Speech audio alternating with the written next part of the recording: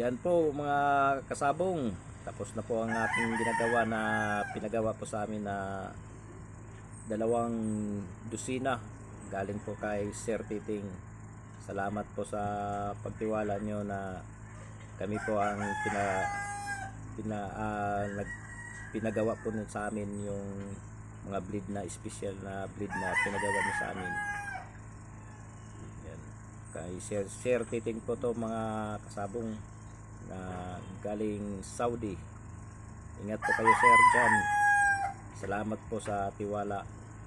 Sa mga gustong magpagawa po ng mga tari, ng mga espesyal para sa inyo, contact lang po kayo sa amin, Facebook Feeds, RE Tari Maker. Yan.